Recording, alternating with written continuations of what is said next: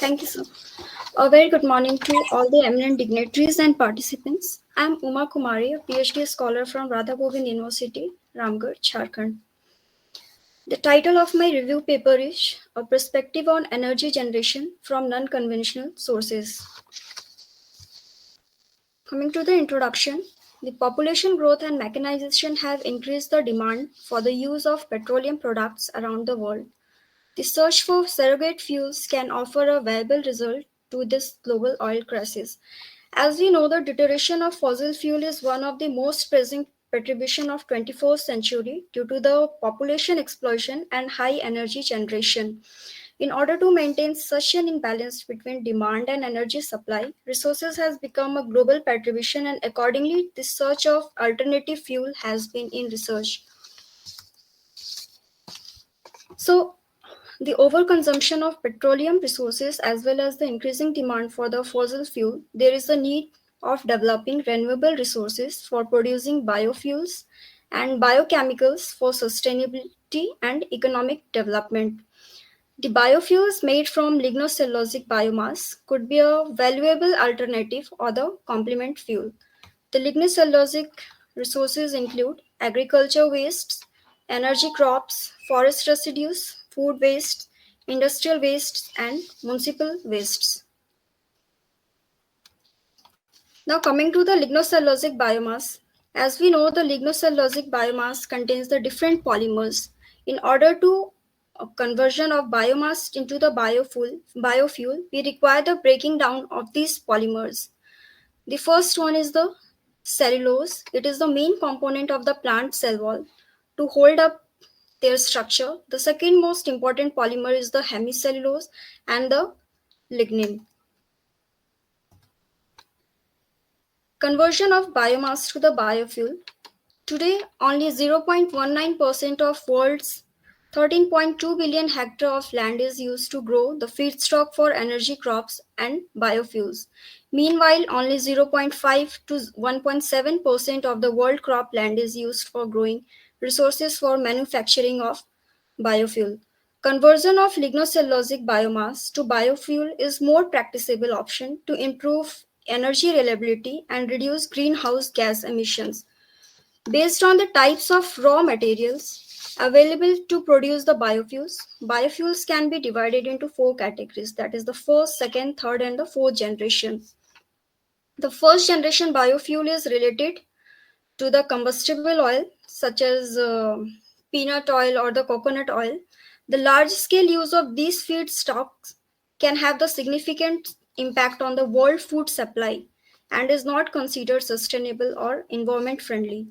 Now, the second generation biofuel is made from the variety of feedstocks to the municipal solid wastes. These biofuels are greener as they can be produced and recycled. At present, the second generation biofuel are in the various stages of testing and are not widely available. The third generation biofuels are made primarily from the algae, and it is yield and low resources consumption compared to the other commodities. And the fourth generation biofuel aims to offer the option by combining biofuel production and CO2 capture and the storage with the process of oxy-fuel conversion or by applying genetic engineering or nanotechnology. Now, coming to the pre-treatment, the energy utilization from the biomasses requires the pre-treatment process. Biomasses can be converted into the biofuels by three major processes, that is the biochemical, thermochemical, and the physicochemical. Aerobic digestion, like the production of biogas and the biomethane, and the fermentation for the production of ethanol is considered as the biological conversion process.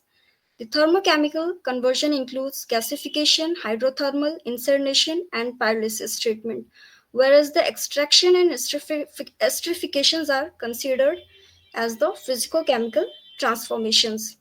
Among many treatment methods, chemical pretreatment method is said to have the most significant effect on increasing energy power generation potential. It has been investigated previously that the pretreatment can improve the energy utilization potential of the biomass.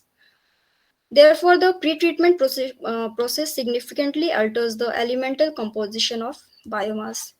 Coming to the microbial fuel, recently the microbial biotechnology approaches is being explored to use the microorganisms for producing different viable biofuels. The biomass conversion into ethanol requires a microbial community that produces the enzyme cellulase to hydrolyze the lignocellulosic material.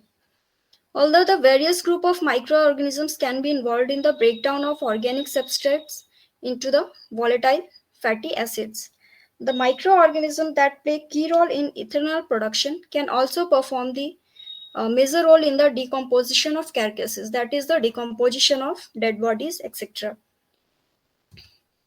Now here's the conclusion of this study.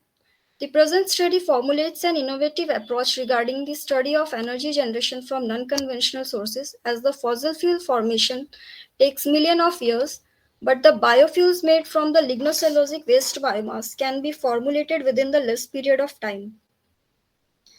The production of biofuels derived from the biomass, such as the biodiesel, biohydrogen, etc., using the advanced conversion concept is particularly promising, as well as the use of residues in biofuel production helps reduces waste.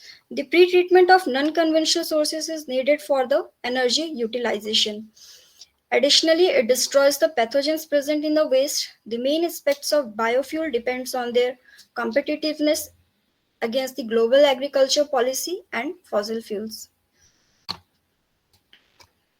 Thank you.